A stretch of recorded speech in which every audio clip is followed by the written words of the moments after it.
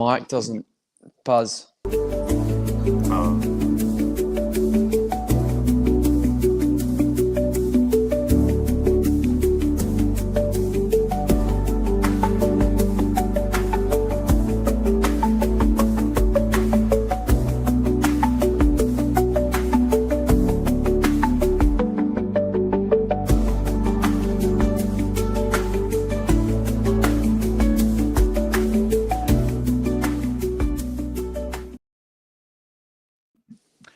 Hello, everyone, and welcome back to another AFL Fantasy Fanatics Round 12 Q&A. First week of the buys, the mid-season multi-buy weeks are here, and safe to say, I'm glad they are because, I need some of these scores dropping off from my own team.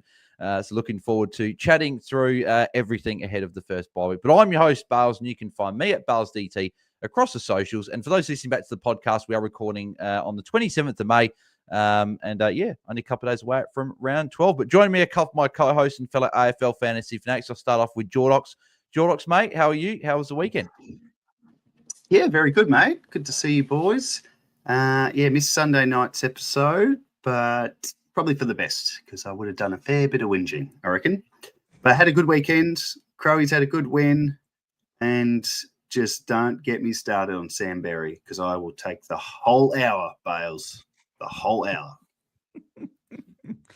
Yep, and I know that for sure. So we will move and go to our other co-host and fellow AFL Fantasy Fanatics, Jordox and Jordy, mate. How are you? How was the weekend? Good, mate. I think, I had a decent weekend as well with the score. So, the spirit is high and, keen to chat. And I think, Bales over the weekend, especially Nick Martin's 166, I think that, sparked us off. So I think, Bales gave me a call pretty much straight after the game and we're just like, we're so happy. So, keen to dissect all that. But, good weekend. Yeah, exactly. Well, we'll get stuck into it because obviously you two weren't on Sunday night. Actually, no one was because it's just me and DC. So we'll recap how you guys both went on the weekend. So, Jordy, mate, how did you go? What was your score, round rank and overall rank? Yep. So I got 24-32. The weekly was 983. So that's a lot better because the last couple of weeks, the week before I was 17,000, 10,000, 14,000. So round 7 was 2,000. So it's good to have a better week. What does a top 1,000 week feel like? Because I don't know what that feeling is. Look at that smile on his face. That's what it looks like. It's got me into rank 352. So, last week I was 640. So I've basically gone up almost 300 spots, which is good because I guess, I slid a bit last week and, it could have gone either way. I could have gone into the thousands or it's good to just rein it back. So we'll attack the buyers and see how we go from here. Yeah, good. Love your work, mate. Great week. Jordox, mate, how was your week? Your score, round rank, overall rank? Yep. Not as good as last week. The score was okay, 22.55. Round rank was something pretty big. And I've slid in the overall back up to 8.269. So not a big slide, but pretty frustrating. I mean, to have such a good week last week, you feel like, here we go, make my move. And then to slide back slightly is frustrating, but keep going, keep pushing forward. The only issue is, and I'm sure many others are in the same boat, but my team has contracted chicken pox because it has red dots all over it. Oh, mate, that's pretty. That's better than that. What is on mute? Honey, you're laughing. I know. That was great. Oh, mate, no, I love it.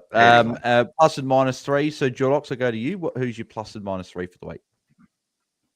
I would say, I won't go Nick Martin. I'm sure one of you boys will because I didn't advise him, so I can't claim. Oh no, go Nick Martin because I know Jordy's going to go someone else. So go Nick Martin.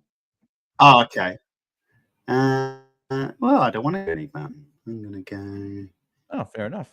Nick Martin was great. Oh, look, I'll go Bailey Smith. Because I iced him Thursday night. I felt pretty clever all day Friday. And for a good 24 hours, I thought I'm ahead of the pack here. And then Nick Martin did what he did, which was great. At least I've got him. But -3, probably to a guy who I reckon this might be the last time you hear me whinging about Sam Walsh this year, boys, because I think it's time he got the heap-ho. Another 85, and it's just no good. He's on the bye, and he can open up some options for me. So we'll see. Yeah, fair enough. He's been a very frustrating own, just getting these 80s. Besides a couple of weeks where he went big, but yeah, very very frustrating. Jordy, plus or minus 3 for you? I think Bale's the one that you're thinking is the unicorn, right? Jackson. That's who I thought you were going to use that. Someone else. Yeah, I've got a few +3s. But yeah, look, I traded in Luke Jackson. He got 106. A bit risky because, there's talk that Darcy could come back. But yeah, I don't know. I guess I just took the risk. I'm hoping that Darcy doesn't. He got 9 coaches' votes. So I'm hoping that, Freo are going to stick with him in the ruck because obviously they're winning games and the coaches are, liking it. And I feel like maybe if they take him out of the ruck, he clearly said he loves playing there. He said it after the game. Does that mean he's going to, there's trade rumors happening. So it's a tricky situation there. So I'll give him +3 to him. And the -3, I will give it to Trainer, just on field there. I had to choose between him or Bias on field. Should have taken Bale. I didn't actually ring up Bales. I should have rang you before, and because Bale said go Bias, but we didn't have that chat beforehand. I think I was gigging or something. I reckon it's harsh to give it to Trainer. Give it to Adam Uze. Why'd they put him forward? And that's why the thing. do they just like to mess with us?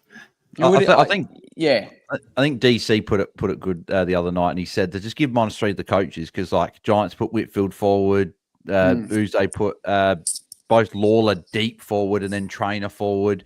There was all these different movements on the weekend. Even Clarko just having Shees was just his full-time forward. And yes, okay, I know coaches don't care about fantasy and everything like that, but we should fantasy, so we're allowed to. Exactly. They should have a coach in there that says you need to do this for fantasy coaches, so put him in this role. But yeah, very very frustrating. I feel like you can. Yeah, Trainer was just absolutely awful. I'll give it to him, Uze. Yeah, unfortunately, rookie roulette is unfortunately the way it goes. And a few people said pre-game, they saw him warming up with the forwards. Well, thanks for letting us know. That was very much appreciated. So I didn't even know either. When I was doing the watch along beforehand, I was like, someone tell me what happened with trade. But no, heard absolutely nothing. But anyway, we move on to the other week because I thought he still could have gone okay against Essendon, but not to be. But yeah, boys, we are at the first of the mid-season buys. So this is traditionally a period where people can make up ground if they've had a poor start, or if you're in the top 500, 1,000, 2,000, you can make a decent jump. You can go from a few thousand into the top 1,000, maybe 500 into the top 100. And we've seen a lot of people this is where they've made their big move. It's a little bit different this year with the 5 weeks instead of the 4, and obviously the extra trades. But Jordy, I think it's all different with the 5 weeks compared to 4, but I think it's also tougher at the same time because we saw on the weekend, Zach Reed injured, cash gen's now stopped. Cooper Simpson, 0 injured, his cash gen's now stopped. We've seen guys, even like a Boxall was sub on the weekend, still made a little bit of cash, but his cash gen's not going to be as much if he plays. We're seeing a lot of these rookies that aren't getting as much cash, and then we're also having these rookies on field. We've got to try and upgrade, right? So how are you approaching this mid-season buy period in terms of trying to get the final couple of rookies off field and then upgrade those mid-prices like your Marricks, your Longs eventually, even though he's amazing on the weekend. Guys like that up to those premiums. Are you looking at some cheaper buy plays for a few weeks? You're looking at still going traditional rookies and getting those guns to get those ceiling scores? How are you attacking these next 5 weeks?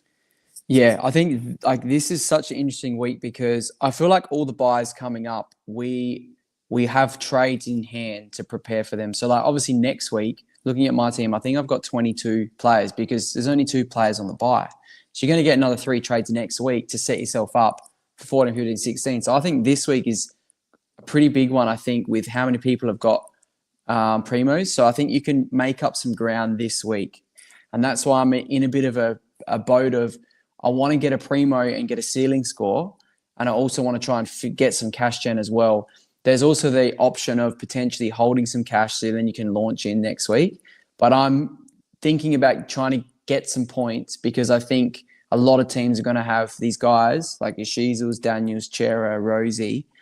So I'm looking at flicking one of them to get probably a Daniel to get a primo just to get a ceiling. And I also would love to fix a red dot in a haze or a bustinger. So that's what I'm sort of looking at the moment. But I think you can attack it in different ways. And I have seen, as you said, Bales, there's, and as Jordox said, Sam Berry, is he an option? McAuliffe, Sheldrick, O'Halloran. Don't get Jordox too excited just yet. So you could get creative if you need to fix a few things. So, that's sort of. I think I'm going to try and go for points because of my position. I want to just try and keep going up in rank if I can.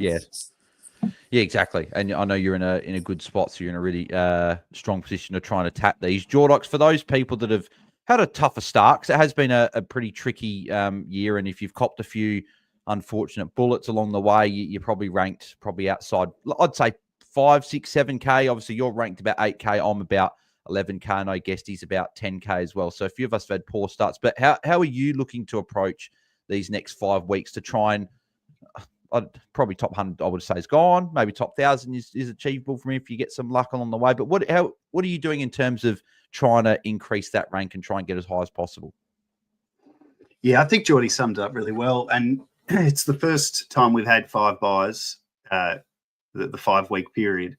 So what's that? 15 trades. You can really, well, that's half your on-field squad, isn't it? I think with the fact that, like Jordy said, next week is such a different buy compared to the rest. It's almost like a buy, then closer to a normal game, then the 3 buys begin. So you can really set yourself up, like Jordy said.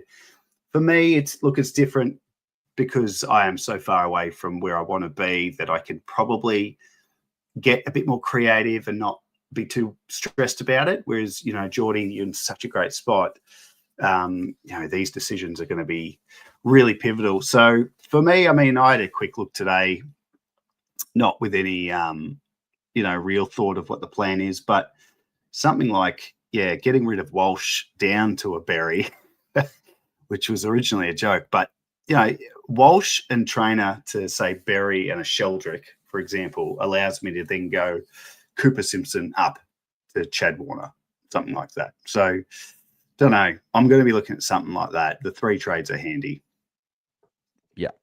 Yeah, exactly. And I guess looking at mine, I'm trying to, because cash gen's so important, right? And I'm looking at my team value and I guess the good part of being in the Content Creators Cup is I can have a look at like the teams in the league and everything, and looking at everyone's team value. Like mine is just at like a couple of K under 23 mil, but I'm seeing Louis and Lemon and MJ and all these guys are upwards of 23.9, 24 million even. And I'm like, I'm $1 million away from that. And that's a massive primo compared to a rookie on field for me. So it's like, or instead of 2 fattened rookies, it's 2 pretty good primos. So I'm like, I'm trying to figure like a way to try and get that cash gen while also trying to get the points, which is hard, right? Because that's, I guess, rounds 3 to like 8 was that really good period to get all those rookies, and that having your Tom Stewart and having these injuries and everything like that. I just haven't been able to do that. So I'm trying to look to get a couple of those rookies coming through. Obviously, I think Angus Clark is probably one of the biggest no-brainer picks to get this week. He's got such a low break even, and he's got the last buy, which is absolutely perfect. He's not getting dropped anytime soon, not only with Eston's injury list, but he was actually very, very good. He got Rising Star Award. He was fantastic. But guys like that, maybe a Kyle Lohman, maybe Jordox, you said a Berry or a Sheldrick or a Kane McAuliffe or one of these cheaper guys, O'Halloran as well, to maybe get some cash gen.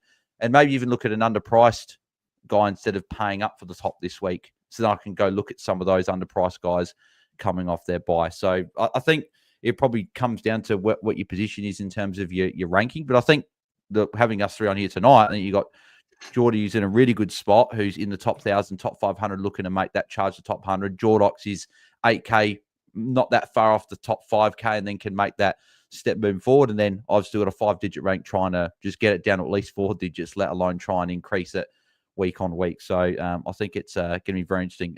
Jordy, in terms of this week, post trades or the trades you currently have now, we'll go through our trades after, but how many green dots have you got this week? And then how many, I guess, and I think the traders put it well, and I think we'll probably sort of go on that, is in terms of how many guys you are good scorers, like in terms of like you're probably happy with an 80. So like we're including like your Longs and your Marricks and your, even a Levi Ashcroft, but obviously not counting like a Finn O'Sullivan. Well, he's on bye this week, but guys like that aren't going to score really much. So how many, Jordy, have you got this week in terms of green dots and then good scorers out of that? Yeah. So post trades, I'll have 20 green dots, and I reckon I'll have 16, guys, like decent guys. So that is including Long and Marriage.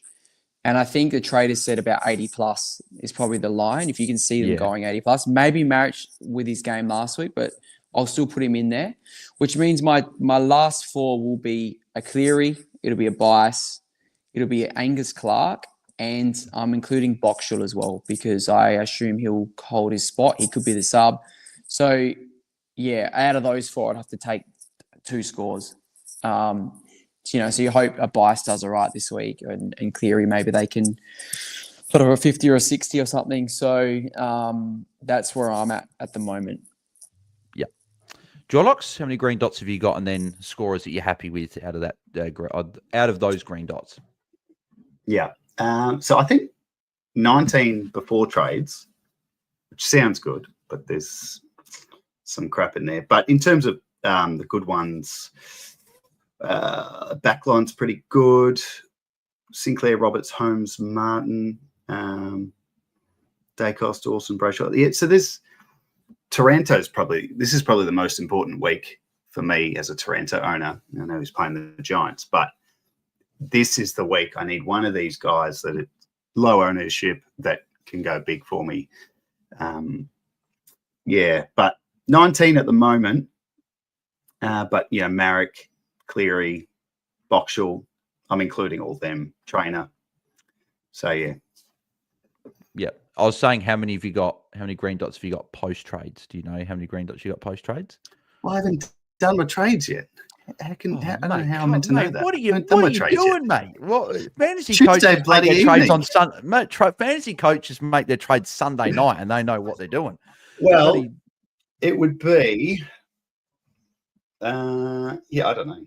Because I might 22, trade right? Someone who's playing. Yeah, but I don't know if it'll be that. So I reckon at least 20, 21. Yeah, fair enough. I've got the 20. I have the 21 this week with a loop on the bench, so in the forward line. So we'll go through trades after, but I've got a player there. And of those 22 players with 21 on field, obviously I can't get 22 because I've got a big X on field. So obviously that's I can't get any sort of player on there, which is fine.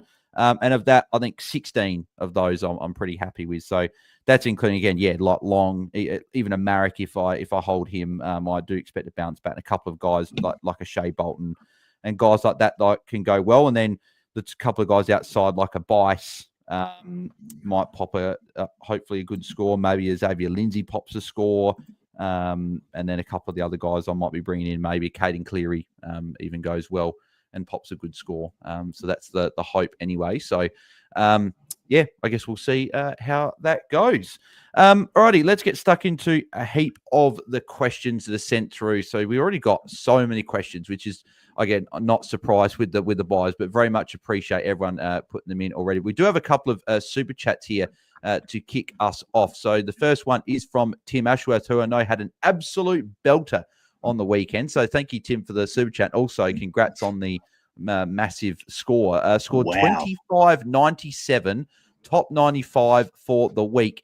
Any help my team, please? Do I fix Kako or go Reed to Clark, Daniel to Myers, and Cleary to Heaney? So obviously, Tim, congrats on that huge week. But Jordy, what do you reckon about Reed to Clark, Daniel to Myers, and Cleary to Heaney? I don't mind it. I think Reed to Clark might be a pretty popular move to bank cash. A lot of people will do, and he's out for, I think, is it 4 weeks, so he has to go. I don't mind the fixing the Kako though as well, because that's like fixing a dot as well. But I guess you got to get Clark in, but you also want to, if he's having a big week like that, he probably wants to keep attacking. So I like Heaney in. I guess Myers is I guess with these guys, it's like, do you fix something else and go right to the top? Like, do you just find an extra 100K, put something on top of these Heaney or Myers and get someone that's a real keeper that you know is going to stay for the year? But I don't mind. Like, I think they're solid trades to attack. What do you think, Bales? Yeah, I like it. I think that Reid to Clark obviously is going to be a very popular move. I think people are either going to go Zach Reid up or use his cash down and then make a couple of upgrades on the other side. So, yeah, Daniel to Myers, like a few people aren't as keen on Myers, and I think he could be all right. They've got 3 good matchups in the next few weeks. Ren 16 bye.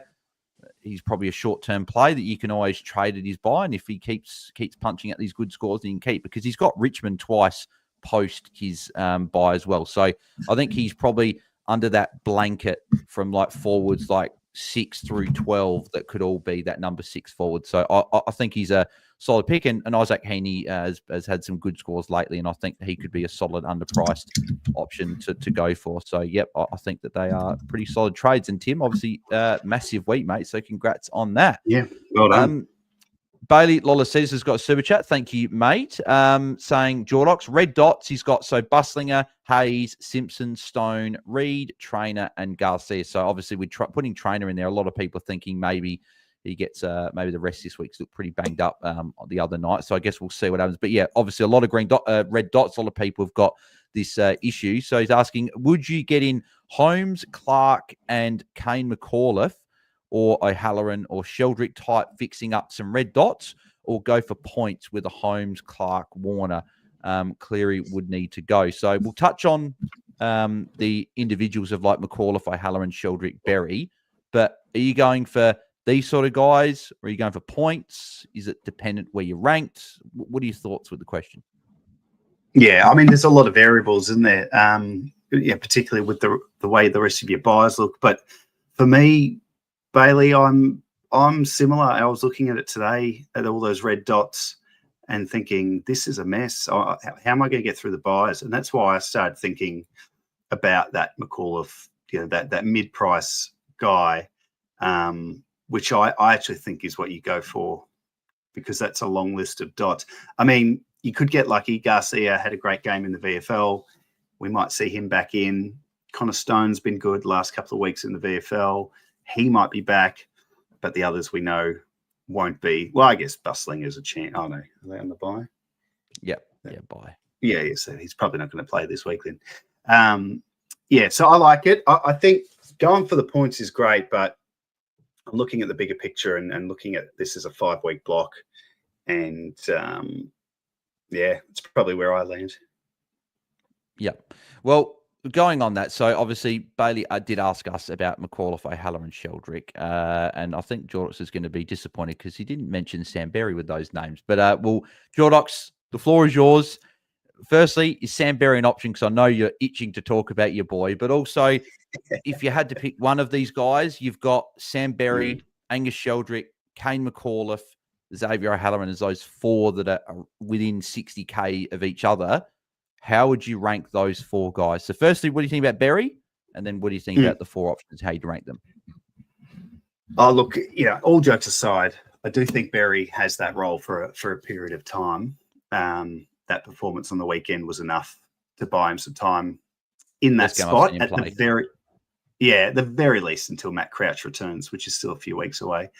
I think the thing with all those guys, the one thing that's probably scaring people off and should make them apprehensive is that role security. So Sam Berry, I think, is pretty safe for a bit, but would any of us be really surprised if he found himself on the outer again? Sheldrick, I think it's more the sub for Berry and also Sheldrick as well. Yeah. So I guess the one out of all of them that I like the most is McAuliffe. I actually think his role is the most secure. I don't think he'll ever be the sub. And I've watched him certainly on last weekend and the week before, and he's really coming into his own. So if he's a similar price, I actually don't mind him as the guy. Just saw Craig Cooper just mentioned the worry about McAuliffe is Prestia and Smiley. So Smiley's not going to be playing for a while. He's had some setbacks. And Prestia was good in the VFL last week. And, yeah, he might come in. I don't think it'll impact McAuliffe. They've found someone, the Tigers, and I think he's there to stay. And then you've got, Thompson Dow is out as well for a fair while, and obviously Lawler.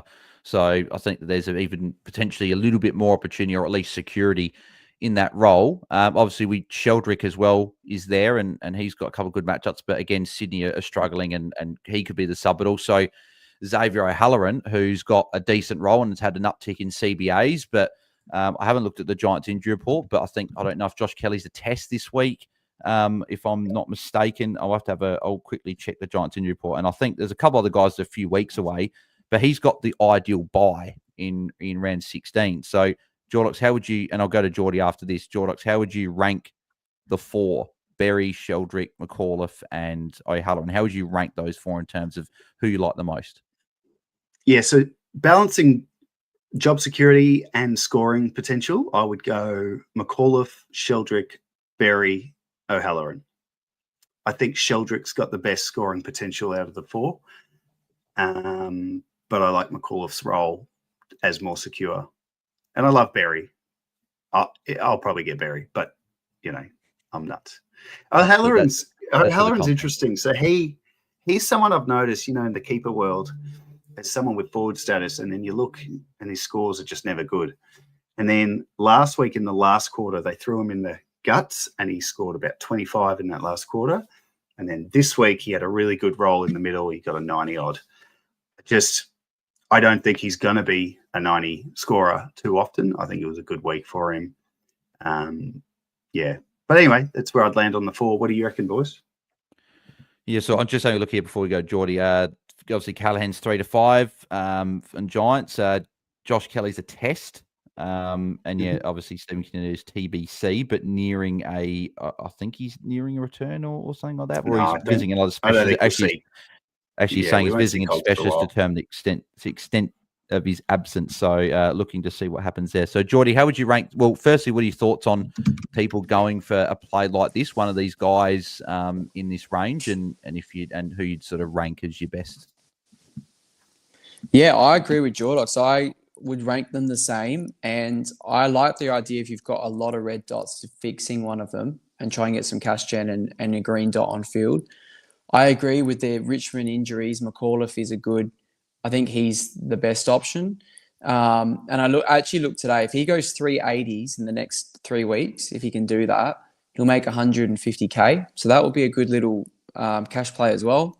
And I agree on Sheldrick. I think, he actually plays Richmond next week. So Mills is out this week. I think we saw him. Yeah, I think the biggest thing for Sheldrick was Mills, and Mills is out. And I don't think against Richmond, I think Mills is going to have to increase his TOG for a while. And I think Sheldrick and him will be there. And then, maybe in a few weeks, maybe Mills takes that role because, it's sort of similar, I think. But I think he's good for the next few weeks. But McAuliffe could be there for the rest of the year, So I think I rank them the same, and I don't mind it as a play. Yeah. I've probably got. There you go. We're all going to agree. I think I've got them ranked the same as well. Originally wasn't as keen on the McAuliffe play, but with a few injuries, just that role security is there. I obviously don't love the Giants matchup this week, and then Sydney after that. But I guess he's priced cheap, and if he's got a role.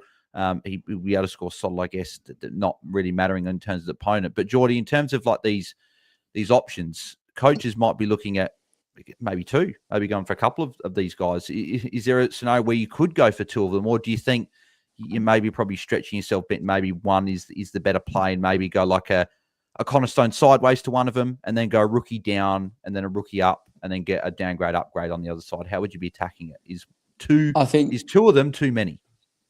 Yeah, it's hard to put a number. I think I would with the 3 trades, I think the ideal play is you get Clark in, you get one of these guys, and then you, if you can get an upgrade, I think that would be, I like the ideal play.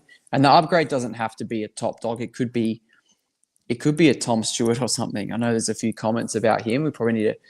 It could be, or a Toby Green. It could be someone along there that you could look at instead of going for 2 guys. Because I guess with those guys, you know that they're best 22 for the rest of the year. I think if you're getting 2 guys like a Sheldrick and Berry, and you guess you just don't know. There's always that chance as a sub or Sheldrick's out. Mills is taking his role, that sort of thing. But they're the risks, I guess, that you have to assess. And I think one of them, I'll land on.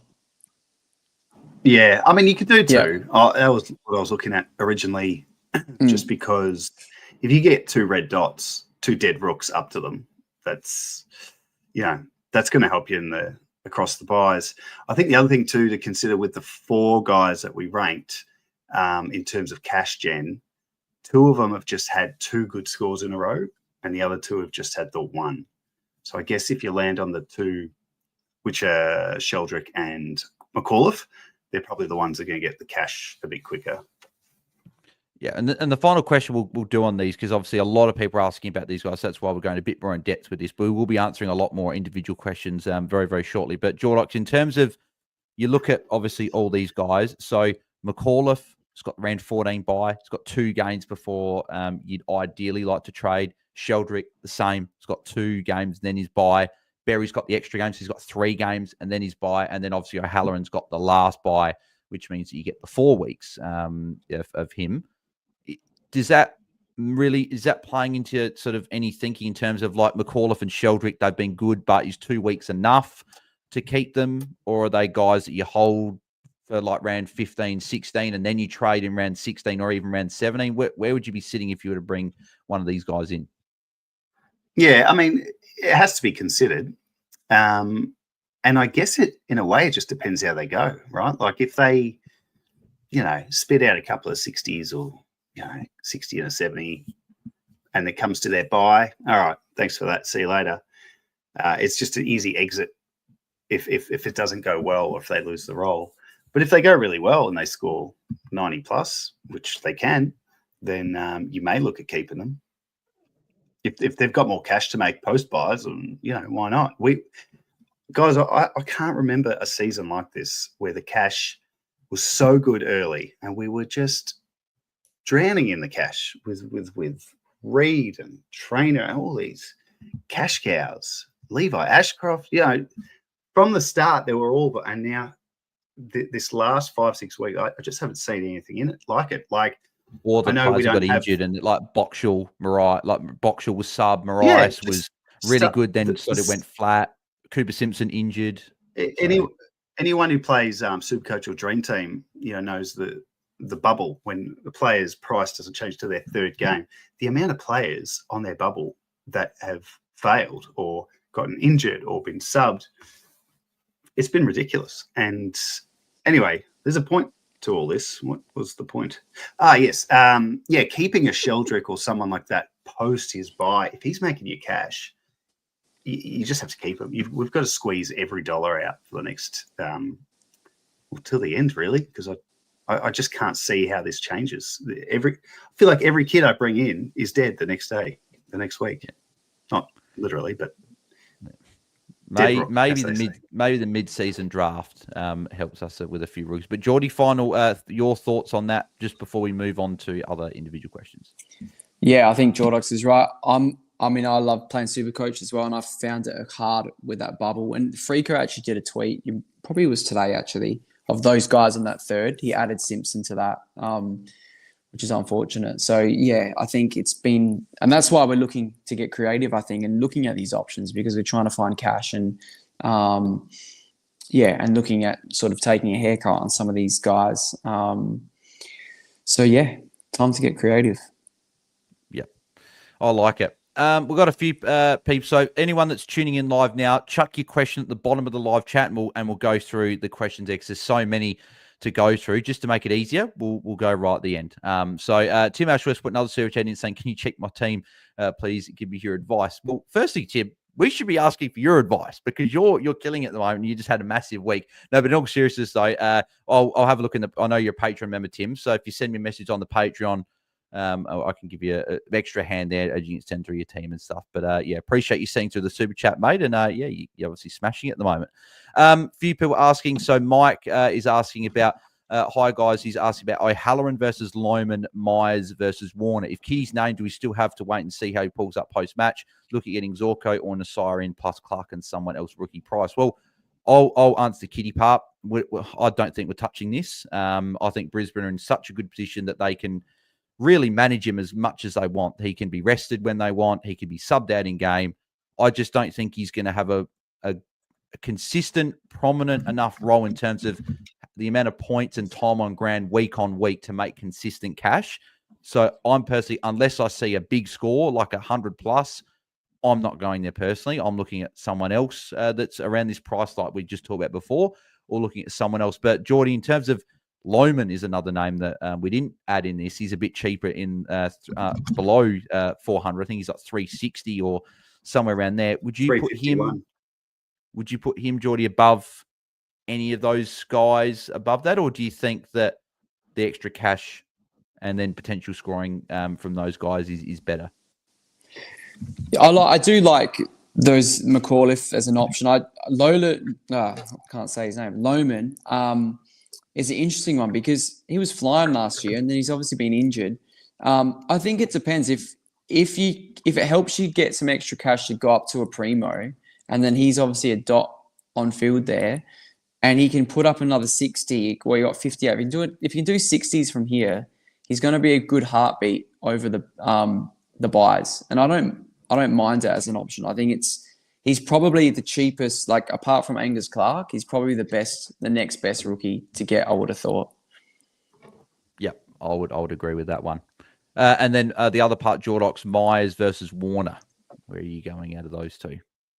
What's the price difference? I'd say Warner. $9.29 for Warner, and Myers is $830. Yep.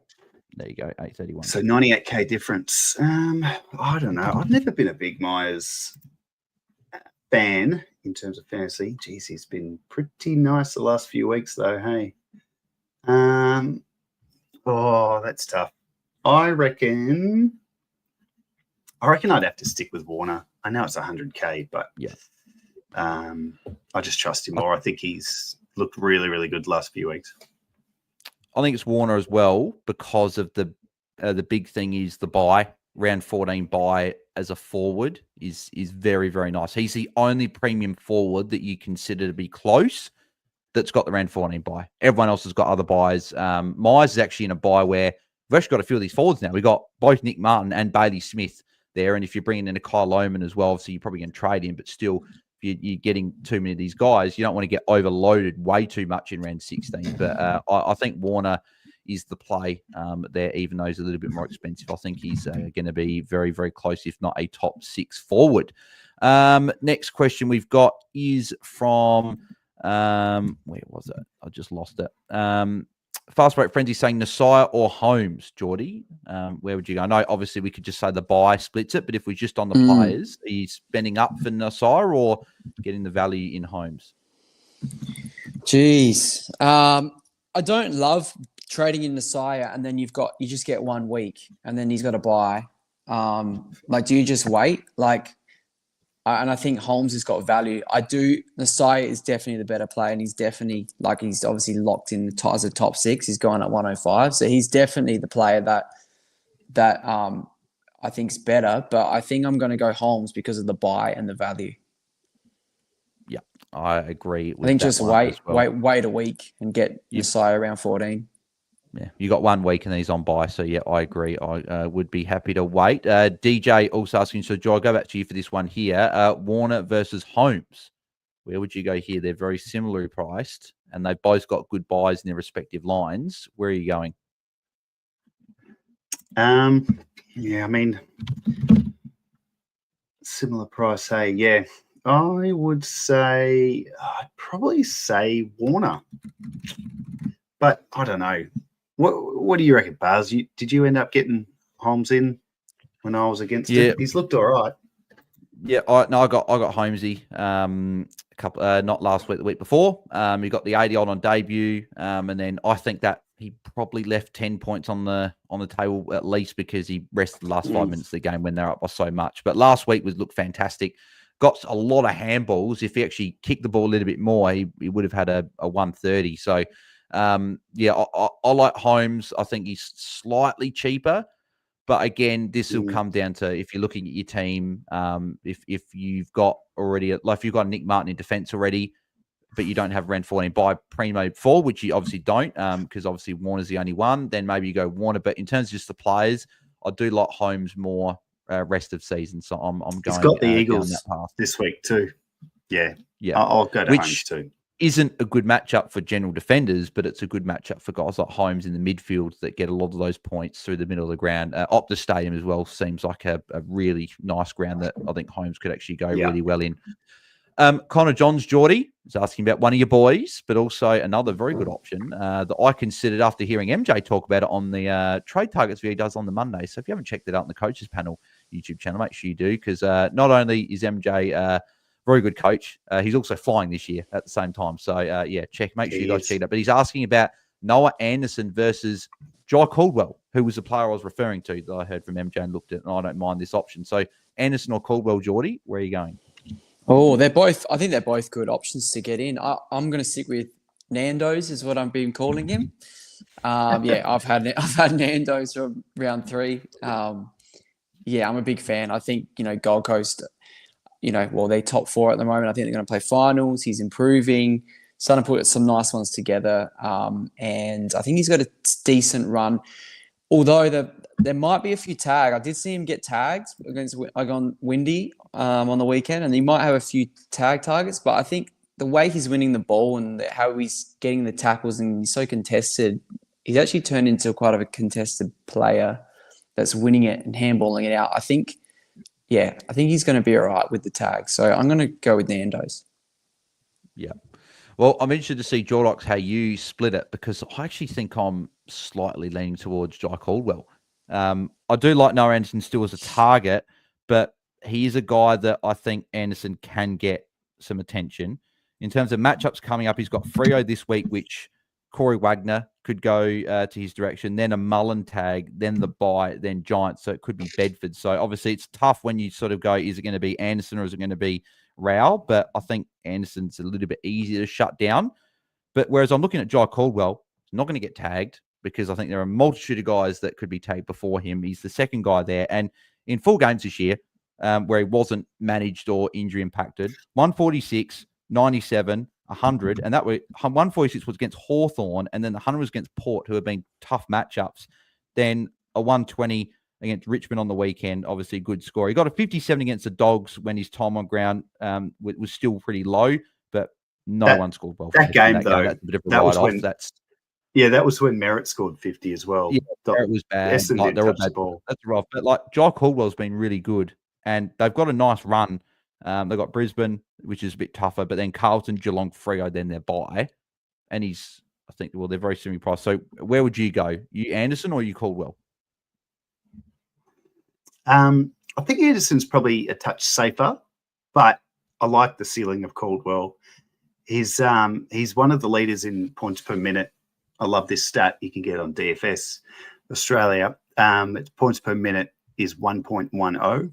So any player that has points per minute over one is really good. He's at 1.10, which is huge. So in terms of bang for your buck, if his time on ground isn't as great, Caldwell, he makes up for it with those points per minute. So I'd probably go with him, I reckon. But geez, I did watch Anderson on Sunday night, and he hasn't he become a player of the comp now? I mean, he's always been good, but that week in, week out performance he's putting up, it's a big reason why the Suns are flying.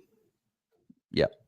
And Connor, just listening to that as well, me and Jordox are ranked outside 8K. Jordy's ranked top 500. So, mate, even though it's 2-1, the better coach is saying go Anderson. So you could go that path. Who knows? Well, there was where's this good? There was a really good question I was going to. Oh, yeah, here we go. So, Damon Snell, Jordy, Powell or Daniel? Who's the bigger trade out? Geez, let's have a look at Powell. I haven't really been keeping an eye on him because I know he put up a ton on the weekend. 52, he 106 on the weekend, 95, then a 57 against Brisbane, then a 110 against the Bombers. So 3 of his last 4 have been okay, but I think you just got to flick him off. He's a bit more money than Daniel. Daniel could, with Sheasel going forward, we saw Daniel's put up a 90. He's probably closer. Like the gap in the midfield is a lot higher with these top midfielders than it is with a Daniel in the forwards. Like, a 90 in the forward line is pretty good with the options there. Whereas a Power drops a low one, you can get him up to these, an Anderson or, someone even more like a Merritt. You're going to gain a lot more points. So I think I'm going to go with Power on that one. Yeah, I would agree with that I'd one agree. there as well. Yeah. We'll buy it, Jordox. Which primo am I getting from Zach Reed? So Zach Merritt, Nasai Wanganeen-Miller, Dane Zorko, Lockie Whitfield, Tom Green, Chad Warner, Jai Caldwell. Maybe pick 2 names there that you like. So Merritt, Nasai, Zorko, Whitfield, Green, Warner, Caldwell. Pick 2 names that you like from there. I probably like Merritt Whitfield for the run home, but I think with Whitfield now, we watch his price come down, yeah. And forward. So we'll see if the role I don't think that'll happen. We'll see if that role is here again this week, but I'd be surprised. Merritt was pretty good, wasn't he? Yeah, maybe Merritt and who else was there? I might need this one on the screen, Bales. It's a lot of names. There you go, Will. We only put the super chats up. You've got one there because Jordox can't remember all the names. What do you reckon? There's a lot of names. And different price points too. I reckon Merritt and Naz. I reckon they're the ones I'd trust. Sorry, Whitfield I trust, but I'd rather get him when the price comes down. Merritt and Naz, Wanganeen-Miller, I trust. Yep. Sean's got this one here, Jordy. Needing a defender this week, would you jump on someone like Whitfield with the Richmond matchup, even with the high break even, or save some cash and go for a Max Holmes? And then also, does Foss go before Cleary this week? So answer the first one. What do you reckon about Whitfield versus Holmes? Geez, it's hard because Whitfield comes against Richmond. I know he's paying forward, but geez, I know, and he's going to come down in price. I guess it's hard because if you want to save some cash for next week, Holmes is a good option, and then you can really launch. But I also do like targeting. If you want to take a bit of a punt, you could pay up, I guess. What was the other part of it? It was a rookie fix-up? I was just going to say quickly with Whitfield. So his break-even's 140, 149, but we saw that the break-even for Merritt last week was 152, and he got pretty close and hardly dropped. So we know Whitfield can get that score. He's gone over that multiple times. So like he's the sort of guy that it doesn't matter if the break-even's high if you like the matchup, but he's still 1.07 mil. So I think I'm going Holmes there. But yeah, the other part of the question was, does Finn O'Sullivan Jordy go before Cleary? So Voss obviously on bye. He's been a brown dot. It's just been someone that's been getting 40s. I thought he's finally going to get 60 on the weekend, but 55 was a career high. Does he go or does Cleary go? No, I'd get rid of Foss. I know Cleary's might be losing cash, but I actually like Cleary. I think he's shown he can pop an 80 if he can get some tackles. Like if he can do that, one of them during the buys, that would be unreal. Like I think I'm getting rid of Foss. Yeah, I'm Foss as well because Cleary's got Adelaide this week, but then he's got Richmond. So if you're going to get a rookie to maybe get a pop score, that's why a few people have asked about, do you trade Bice? I actually like holding Bice because he's a guy that can pop you a score during the buys, but particularly next week against Richmond, that's a week that I could see Bice going 100+ again and getting a big score. So I am holding those guys.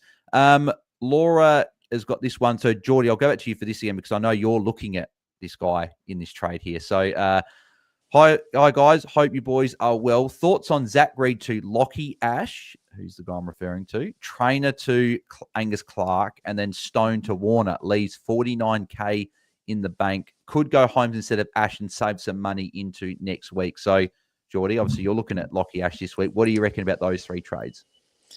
Yeah, I'm pretty hot on Ash. I reckon, like, he's like, I'm pretty certain I'm going to get him in this week. Like Nice. I've wanted him since round 4 or 5, and everyone's been saying, oh, his marks will come down. It just hasn't. And Kingsley moved Whitfield over Ash, to this forward role. So I think he loves Ash, and I think he's at a good price. And that, if you're looking at Whitfield, you could save a bit of money and get an Ash. And I think he's a top 6. Obviously Whitfield's there, but I really like Ash, and I would definitely do those trades. I like it.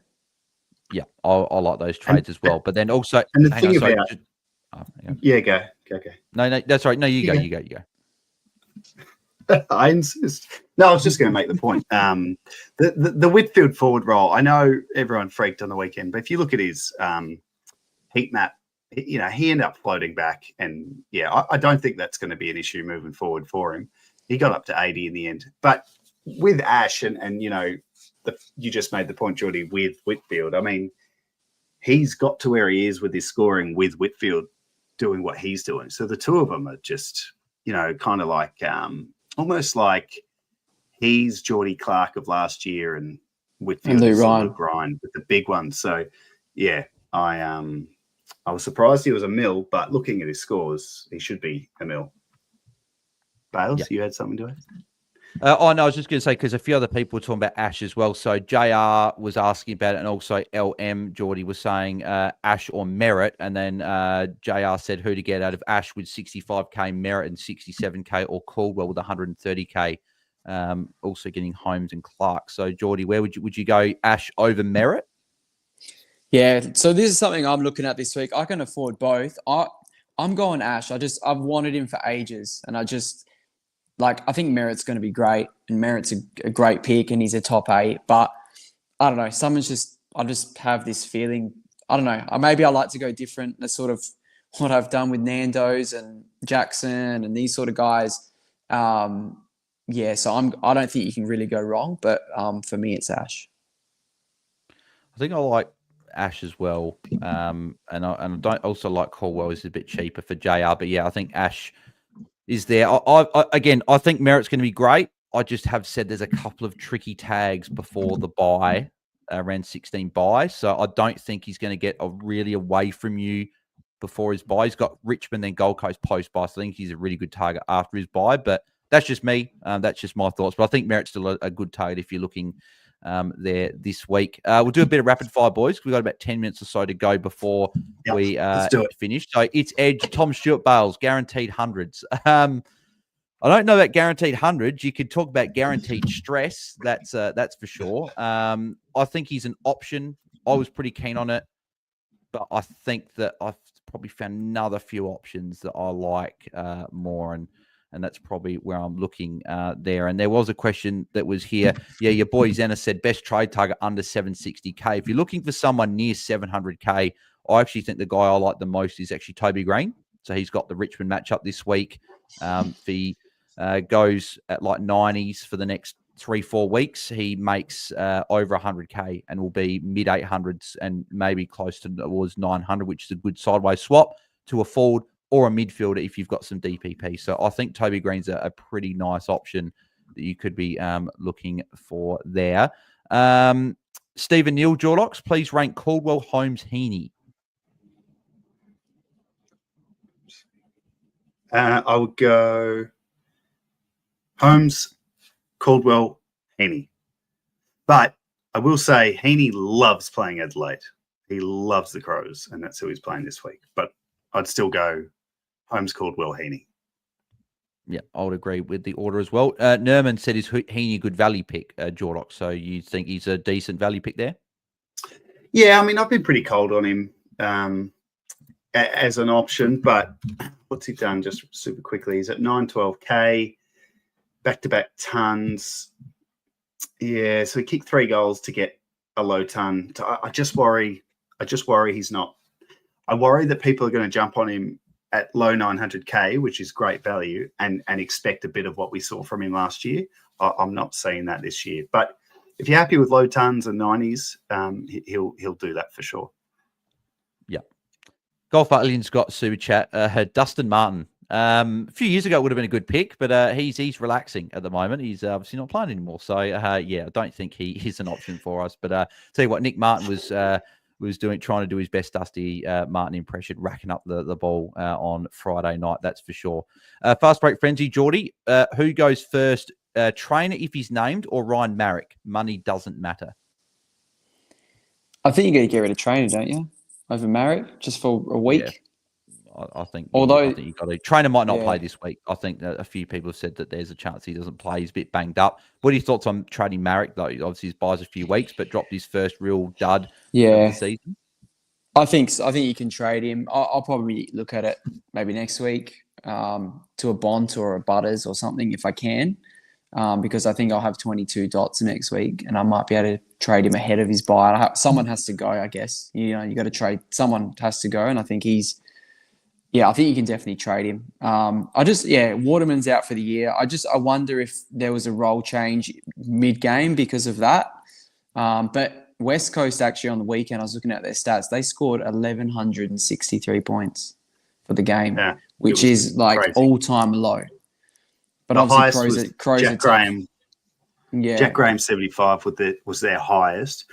Just in terms of his role, Marrick, he had the same role. I just think he got a little bit stuck manning up on the big, tall forwards at Adelaide. So I wouldn't be surprised to see him back to an 80 this week. The other interesting thing on Marrick was it was the first time since, I think, round 4 where he didn't take the most kick-ins. Liam Duggan took a whole bunch. So that impacted. I think Marrick will be okay, but he's someone we're going to trade out around the buys anyway, even if he was still spitting out 80s. Yeah, I think DC made the good point the other night that said that he was off the bench and got a bit unlucky with a lot of those kick-ins. A lot of them had in quick succession, and he was on the bench. But I agree. I think his cash gen's done, right? He's in the team for cash gen. It wasn't like he was pumping out his 110s all the time. I think he's turned up twice this year, so I think he can go for sure. Jelly time, Jordy. Needs some value. Myers or Toby Green this week? Ooh. I'm sort of with Jordox. I don't know. I've never really ever jumped on Myers. I know he's very consistent and he's solid, and he's got West Coast. But, geez, I'm just looking because he did drop a 40, so he's gone down in price. I like Toby Green. I'll go with that. He's a bit cheaper as well. I don't know. Myers has just never grabbed me. Yeah.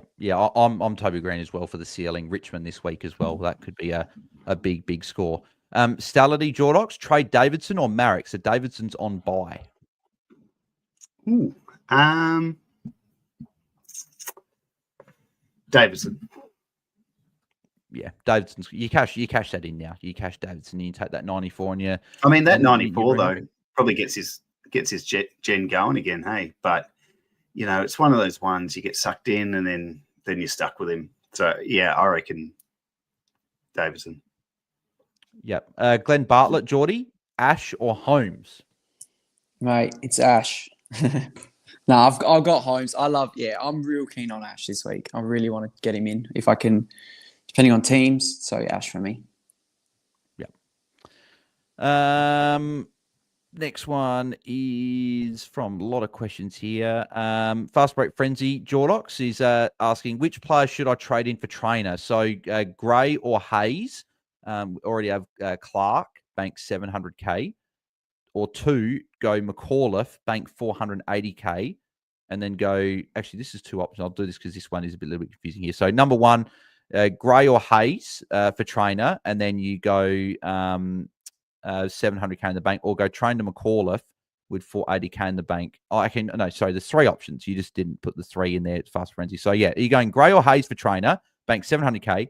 Option 2, trainer to McAuliffe, banking 480K, or trainer to a Caldwell or Nando and bank 50K. Nando's. Nando's. Trent Caldwell, Trent McAuliffe, banks 480K. Oh, I'm the last option. I think up to Caldwell, the 480K, it's always about, well, what are you going to do with that? I do like McAuliffe.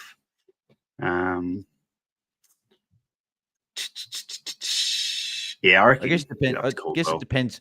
McAuliffe is good, right? But depends. Is that 480k? If you've got a trade in mind, like if you're looking at a Bont, for example, and you're like that 480k gets me Bont, and you want Bont more than a Caldwell or an Anderson, then maybe go the McAuliffe path. But if you just want the upgrade, get it while you can. Yeah, Caldwell or Anderson is something that you can look at. Final couple just before we wrap up. Will Buy It, Jordy is asking about go Daniel to the best player under an 891k or hold him and go Sheldrick, go him to Sheldrick or down to Gray. So that's a lot of ones there. So is Caleb Daniel a trade or a hold this week for you? I'm trading him because of who I've got. I've got Bergman, I've got Chera, I've got Sheasel, I've got Rosie. So one of these guys has to go. And I want to keep Bergman. I think Bergman is going to come good. And he's got a midfield role now. So I'm trading Daniel, but I think you can hold him as well because depending on who you've got, I think with Sheasel going forward, he looks all right. And I think it's really team dependent. Depending on what you want to do and how many dots you've got. Yeah. Yeah, I think keeping Daniel for a lot of teams could actually be handy. He's going to be a green dot and a healthy body throughout the remainder of the buys, and could put up some decent scores. So I think I'd probably lean towards holding him. But if you're in a good spot and you want to be aggressive and you can trade him, you've got, as Jordy has said, a few other guys you want to keep, like a Chera, Cherry, Rosie, Sheasel, guys like that, then yeah, maybe you go for him instead. A lot of people Tony Ford has asked Holmes or Warner Jordox, but then also rank Merritt, Ash, Warner, and Holmes as trade-in options. So Holmes or Warner, and then how would you rank the four? Probably Holmes. And then who are the other two guys? Put myself on mute then. Merritt, Ash, Warner, Holmes is the four. I'd go Merritt, Holmes, Warner, Ash. Yep. Yep, I don't mind it. Final two, Sneaker Fusion, Jordy. Jaiden Short to Angus Clark, Zach Reed to Lockie Ash, and either Trainer to Holmes or Peatling to Merritt. What do you reckon about those trades? They're great trades. Mm. They're really good trades. I'd probably just hold Peatling. Maybe just the other trade getting to Holmes. Trainer to Holmes is great. Yeah. And then Peatling can go maybe at his buy. Keep him. Yeah. Definitely I like that. agree with that. Great trades. Yep. Tick. We'll go final question will be from XX Defender Bros, because he's put it in a few times here, Jordox. He's asking about Caleb Daniel, Lawler, and Zach Reed out for Toby Green, Xavier O'Halloran, and Lockie Ash. So going the triple giants there. Or go Zach Merritt, Lockie Ash, and Isaac Keeler. Which three do you think I should go? Toby Green makes me a little nervous, as brilliant as he was on the weekend, and he's just playing midfield again, which is just crazy to think. Keeler's an interesting name. I wouldn't be going there. I'd be getting a different rookie. Yeah, what's he done? Well, he was decent on the weekend. You got Angus Clark, surely, if you don't have him. Yeah, or I reckon Merritt, Kai Lohman. Merritt, Ash, and Kai Lohman or someone maybe different to Keeler. But I don't know. He looked all right, Keeler. Why not? We've got to get. He's been in it. He's been in and out though. He's a tall forward. I know. Back up ruck. I don't love the ceiling. I know he's good. In a different role last though. week. He wasn't helping in the ruck, which was interesting. But anyway, I think him or another kid. Yeah. He could be someone that you look at one more week and you might even get post his buy if he's still in the team. That's probably what I'd rather with a Keeler. I'd look at targeting him there. And we'll do this last one from Damien Martin because I do like the name here, Geordie. So he's asking about thoughts on bringing in Sam Banks or Archie Roberts, but I guess it's more on the Sam Banks part there. What do you reckon will either of these guys as options? I really like Banks. I think he's a good option. I'm just having a look at Roberts because he's been pretty solid, hey. But he's more on a half back, with the injuries. It's just that he's 140k more. Roberts is on Banks. The guys on Banks. Yeah, I agree. Banks for me. Yeah. Yep. And that'll Take it to the Banks. Yep. Nicely done. Nicely done. And that'll wrap us up there with the questions. As always, apologies we didn't get to your question. We tried to get to a heap tonight. But if you do want a guaranteed answer for your questions, head over to our Patreon, patreon.com/AFL Fantasy Fanatics. I'm recording the exclusive Patreon Q&A tomorrow night. So if you'd like your questions answered there, team reviews, bonus content, all that stuff, head over to our Patreon. Link is in the description of the video or the podcast. If you'd like to become a Patreon member today. But Jordy will go through around the room. We'll start with Jordy to go through our current trades as of Tuesday night. So Jordy, what are you looking at doing with your 3 trades? Yep. So I'm going trainer to Gray. I don't love Gray, but he's just sitting there at the moment. And then I'm going to fix a red dot and go Lewis Hayes to Angus Clark. And then I'm going Daniel to Lockie Ash. I like it, mate. Gray I've got 40k bank, so Gray might change. I might look around. Could be a Johnson. It could be someone else. The rookie wise, I think I've got 300k. Unless I skimp on Ash and go like a Caldwell or something, and then I can get a Lohman. But I'd rather get Ash in. But that's just what I'm looking at. I would definitely prefer Zach Johnson over Campbell Gray. Campbell Gray can be dropped in a week or two when Bolter's back, right? So I think he's just there when Bolter's out. So yeah, I think I'd be going for Zach Johnson. But I like those trades. Jordox, what are you looking to do with your 3 moves? Yeah, not as prepared as you boys this week. You look surprised when I asked you. You know that we do this every Q&A. Ask what. No, I know. I know. Yeah, well, like I said, I'm looking at trying to. So Sam Walsh is a failed pick. He's been scoring 80s, which is okay, but he's lost money. So how can I salvage Sam Walsh as a pick this year? If I trade him out in his buy and I can turn him into something different. So if I can turn him and trainer into a couple of those guys we talked about, I can then get, a red dot dead rook up to a primo. But yeah, I actually don't know. I don't know what I'm going to do because I got Angus Clark as well. So yeah, not sure. Yeah. No, we'll see what you end up doing later on in the week. My current trades as they sit is currently going Matt Carroll, time for him to go. Matt Carroll down to Angus Clark, going now I'm trying to think who the other person. Connor Stone down to Kai Lohman, and then going Luke Trainer up to Toby Green. That bank's about 106k.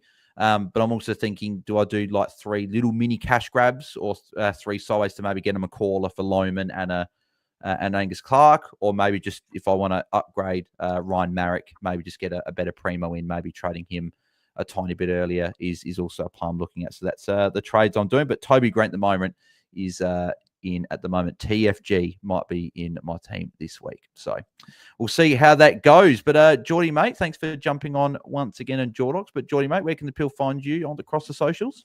Yep, just Jordan DeSena on X. Yeah, that's it. Beautiful. Love it, mate. Jordox, mate, where can the people find you and the Finders Keepers podcast? Yep, so I'm on X at Jordox 2020, and you can find Finders Keepers on X at FindKeep AFL. Head over there. I've been trying to get the page up to 300 followers, and we're at 298. So there's 2 people listening right now. Can jump over there and get us up to 300 at FindKeep AFL. Finders Keepers. Yep. Yeah, make sure you guys do that. We got plenty of people watching at the moment live now. So that plus anyone that does listen back to there, surely there's 2 of you that can get that done. So make sure you do that, and also follow the AFL late change and subs account at AFL subs. Always good there, and turn notifications on so you don't miss any of the late changes or the sub announcements. As I keep saying, don't even have to open up your phone. It's already there. Turn notifications on so you don't miss it. So make sure you guys go and subscribe there and follow Jordox, Find Keep, and Jordy on the socials. And you can find me at BAILSDT, and you can find us at AFL Fantasy Fans across the socials. If you are listening live or on the replay of the video, smash a like. That'd be very much appreciated, and subscribe to our channel if you haven't already. And on the podcast, if you leave us a 5-star rating and review, that would be very much appreciated. Just a couple of small things that do help us out a whole bunch. If you could take 30 seconds out of your time and do those things for us, that would be absolutely fantastic. But I know that Will Bite was asking, am I doing a watch on Thursday? I will be on Thursday night. So anyone that wants to do a watch long, tune in on Wednesday. Trade talk for everyone else tomorrow. Watch long. And Pre-Lockout Chat is Friday, 6 p.m. Eastern, 4 p.m. Perth time, answering a heap more of your questions ahead of Friday night footy. So looking forward to that one. But thanks, everyone, for tuning in, and we'll catch you guys over the next few days. So thanks, everyone. Have a good night. See ya. See ya.